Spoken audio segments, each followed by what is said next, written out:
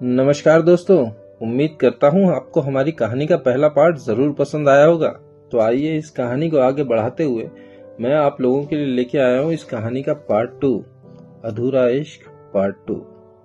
लेकिन आगे बढ़ने से पहले हमारे नए लिसनर्स के लिए मैं थोड़ा शॉर्ट में इस कहानी को बताना चाहूंगा कि अब तक क्या हुआ है।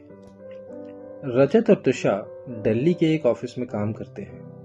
उसी ऑफिस में तनिष्क भी काम करता है, जो मन ही मन त्रिशा को चाहता है। ऑफिस की कसौली ट्रिप के दौरान कुछ ऐसा हुआ कि काफी लोगों की जिंदगियों में काफी बदलाव आए। अब वहां क्या हुआ, ये जानने के लिए आप सुनिए हमारी कहानी का पहला पार्ट, जो आप हमारे चैनल पे देख सकते हैं। तो चलिए बिना कोई टाइम वेस्ट करते हुए हम इस कहानी को आगे बढ़ाते हैं और आप लोगों के लिए लेके आते हैं कहानी का पार्ट 2। दिल्ली से वापस आने के बाद रजत के लिए ऑफिस का मतलब ही बदल गया था। वो ऑफिस जहां उसे 5 बजे तक का समय काटना भी मुश्किल पड़ता था, अब उसी ऑफिस में उसका मन लग गया था। वही ऑफिस अब उसे घर जैसा लगने लगा था।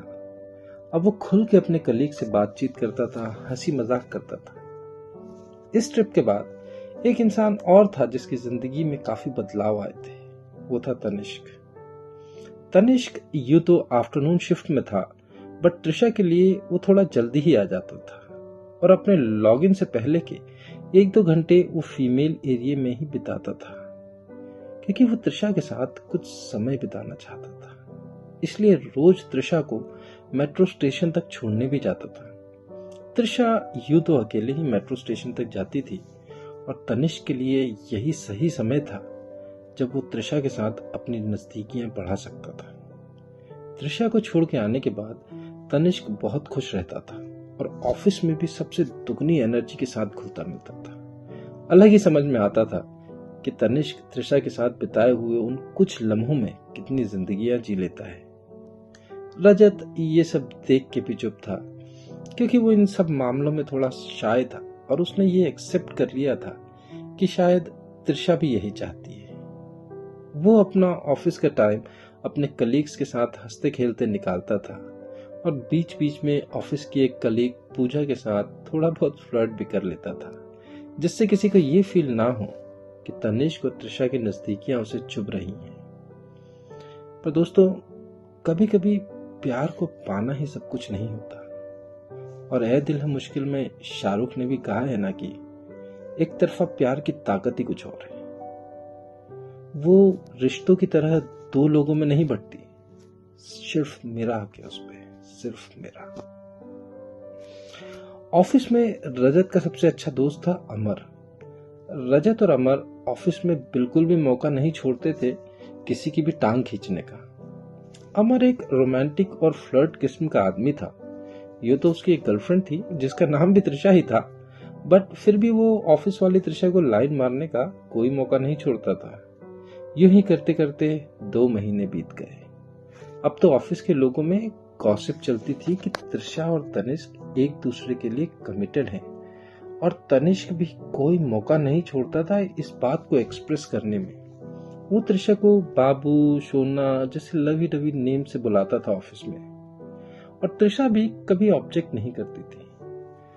दोनों का साथ में मेट्रो तक जाने का रूटीन अब तो रेगुलर था, और वीकेंड्स के बाद तनिष्क ऑफिस में लोगों को बताने से भी नहीं कतराता था कि उसने कितना अच्छा समय स्पेंड किया है त्रिशा के साथ।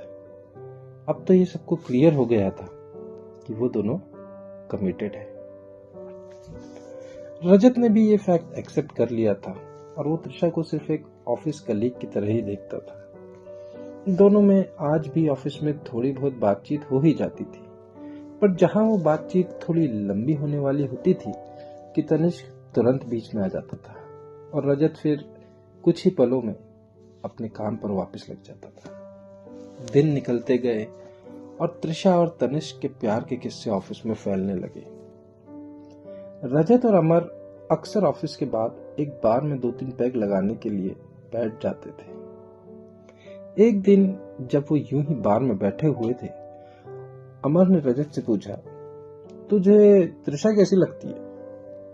रजत घबरा गया और हिचकिचाते हुए बोला, कैसी लगती है मतलब? ऑफिस की कलीग है, बस और क्या। अमर ने कहा, सब पता है मुझे, देख रहा था मैं ऑफिस ट्रिप पे कैसा तेरा हर समय ध्यान त्रिशा पे ही था। इस पे रजत ने कहा, क्या अमर भाई, आप भी, ऐसा कुछ भी नहीं था। और यह कह के उसने बात टालने की कोशिश की, पर अमर आज अलग ही मूड में था और बोला, अरे बहुत चालू लड़की है वो, घुमा रही है तनिष्क को। शुरू शुरू में मुझ पे लाइन मारती थी, वो तो सबको पता है मेरी वाली त्रिशा के बारे में, वरना तो। रजत ने बात काटते हुए कहा, क्या अमर भाई, कुछ भी बोलते हो आप, छोड़ो ना उसको, अपने को क्या करना है। अमर को बात लग गई और काफी देर से पीते हुए शायद उससे थोड़ी चढ़ भी गई थी। तैश में आके अमर बोला, तू नहीं मानता ना मेरी बात को, रुक दिखाता हूं तुझे। कहते हुए उसने अपना फोन निकाला और त्रिशा को कॉल लगाने लगा।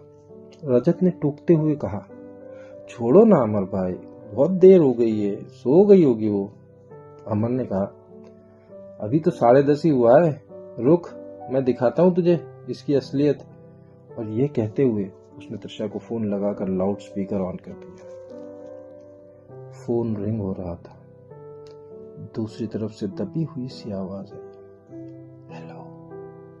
अमर ने कहा, हेलो कैसी हो। मैं ठीक हूं, त्रिशा ने कहा दबी हुई सी आवाज में। इस पे अमर ने कहा, आजकल तो तुम ऑफिस में बात ही नहीं करती हो, पहले तो बहुत बात किया करती थी। इस पर त्रिशा ने कहा, मैं घर पे हूं, सब सो रहे हैं, मैं तुमसे कल बात करती हूँ। और फोन काट दिया। अमर ने मुस्कुराते हुए रजत की तरफ देखा और कहा, देखा तूने, कोई और लड़की होती तो फोन नहीं उठाती, लेकिन इस लड़की को सबको घुमाना है, इसीलिए तो देख मेरा भी फोन मिस नहीं करती कभी। रजत को अमर की बातों पर यकीन आने लगा था। वहां से खाना खाने के बाद दोनों अपने अपने घर निकल पड़े। रजत को ज्यादा कुछ फर्क नहीं पड़ा था, क्योंकि अब वो ये फैक्ट एक्सेप्ट कर चुका था कि त्रिशा तनिष्क की गर्लफ्रेंड है। एक दिन जब रजत ऑफिस से घर जाने के लिए निकल रहा था और पंच आउट करने के लिए बायोमेट्रिक मशीन के पास खड़ा था, तब पीछे से आवाज आई, जल्दी करो ना, मेरी ट्रेन छूट जाएगी। वो त्रिशा थी। रजत ने पंच किया और उसके बाद त्रिशा ने भी। दोनों साथ में लिफ्ट में चढ़े। त्रिशा ने पूछा, तुम कहाँ रहते हो। इस पर रजत ने कहा, मैं गाजियाबाद में, सस्ता पड़ता है ना। और तुम। मैं नोएडा 16। त्रिशा बोली। फिर त्रिशा ने पूछा, चलो साथ में चलते हैं फिर। यूं तो रजत दूसरे स्टेशन से ट्रेन पकड़ता था, जहां से उसे डायरेक्ट ट्रेन मिल जाती थी, बट वो त्रिशा को मना नहीं कर पाया और दोनों निकल पड़े स्टेशन जाने के लिए। रास्ते में पैदल चलते चलते दोनों को एक दूसरे के बारे में काफी कुछ पता चला। जैसे त्रिशा एक ट्रेडिशनल गुजराती फैमिली से है और अपने माँ बाप की इकलौती लड़की है। उसके डैड एक एमआर है और माँ हाउसवाइफ है। ये सब बातें करते करते पता ही नहीं चला कि कब स्टेशन आ गया। रजत ने पूछ ही लिया कि आज तनिष्क नहीं आया तुम्हें छोड़ने। यूजुअली तो छुट्टी वाले दिन भी आ ही जाता है वो, तुम्हारे लॉग आउट के टाइम तक। इस पर त्रिशा ने कहा, वो बाहर गया है, नेक्स्ट वीक आएगा। चलो मेरी ट्रेन आने वाली है, मैं चलती हूँ। इतना कह के त्रिशा चली गई और रजत वहीं खड़ा काफी देर तक पिछले 15-20 मिनट जो उसने त्रिशा के साथ बिताए थे उनमें ही खोया रहा। अगले दिन रजत अपना काम जल्दी निपटा के इंतजार कर रहा था कि जब त्रिशा घर जाने के लिए निकलेगी, उसकी ट्रेन का टाइम हो रहा होगा, तब वो भी उसके साथ निकल जाएगा। जैसे ही रजत ने त्रिशा को बायोमेट्रिक मशीन के पास देखा, वो भी तुरंत अपना बैग लेके पहुंच गया पंच आउट करने के लिए और फिर दोनों साथ में लिफ्ट में चल गए। आज रजत ने त्रिशा से पूछा, स्टेशन जा रही हो? अब घर जाने के लिए तो स्टेशन ही जाना पड़ेगा ना, तुम चलोगे साथ? त्रिशा ने जवाब दिया और दोनों चल दिए मेट्रो स्टेशन की तरफ। दिन भर में क्या हुआ उसकी बात करते करते त्रिशा ने एकदम से कहा, तुमने अपने बारे में नहीं बताया कुछ। रजत ने कहा, मैं एक सिंपल फैमिली से हूँ, कानपुर का रहने वाला हूँ। मेरे डैड एक बड़ी सिक्योरिटी कंपनी में सुपरवाइजर है, एक छोटा भाई भी है और मम्मी मेरी हाउसवाइफ है। इतना कहते ही त्रिशा ने तुरंत पूछा, अरे तुम अमर के काफी क्लोज हो ना? रजत ने हाँ में सर हिलाया। देखना उसके कुछ गुण मत ले लेना तुम, त्रिशा बोली। रजत ने पूछा, ऐसा क्यों? त्रिशा ने जवाब दिया, अरे वो बहुत बड़ा फ्लर्ट है। मैं शुरू में उससे एज अ कलीग बात कर लेती थी, तो उसे लगा मैं लाइन दे रही हूँ। फिर तो भाई साहब पीछे ही पड़ गए, आए दिन फोन लगाने लगे और अगर ना उठाऊं तो 20-30 बार कंटिन्यूस फोन करता ही रहता है, जबकि खुद की ऑलरेडी एक गर्लफ्रेंड है। अब रजत को समझ आया था कि क्यों त्रिशा ने इतनी रात को भी अमर का फोन उठाया था। इस पे रजत ने पूछा, कैसा चल रहा है तुम्हारा और तनिष्क का? त्रिशा ने थोड़ा अनमने भाव से कहा, हाँ सब ठीक ही है। उसकी आवाज का दर्द मानो रजत के दिल में चुप गया था। उसने क्यूरियोसिटी से पूछा, क्यों, ऐसा क्या हुआ? त्रिशा ने जवाब दिया, तनिष्क अच्छा लड़का है but I don't love him. Rajat shock था। उसने पूछा, बट ऑफिस में तो सबको लगता है कि तुम दोनों गर्लफ्रेंड बॉयफ्रेंड हो। त्रिशा ने सांस छोड़ते हुए कहा, अरे यार क्या बताऊं तुम्हें, छोड़ो। रजत ने फोर्स करते हुए कहा, नहीं नहीं बताओ ना, आई प्रॉमिस ये बात अपने तक ही रहेगी, you can trust me. Trisha ने ठंडी सांस लेते हुए कहा, यार वो पूरा पागल है, सबको गाता रहता है कि मैं उसकी गर्लफ्रेंड हूं, मैं उसकी गर्लफ्रेंड हूं। हाथ धोके ही पीछे पड़ गया था। इनिशियली मैंने काफी बार मना किया, बट वो रोने धोने लगता है। हाथ पैर जोड़कर उसने मुझसे हाँ करवाई है। वैसे तो he never crossed his limits, but पता नहीं क्यों मेरे दिल में उसके लिए वो फीलिंग नहीं है। बट रजत, ये जॉब ना मेरे लिए बहुत जरूरी है और उसके साथ मेरा नाम जुड़ा है, तो ये अमर जैसे लड़कों से भी मैं सेफ रहती हूँ। इसलिए जैसा चल रहा है मैं उसे वैसा ही चलने देना चाहती हूँ।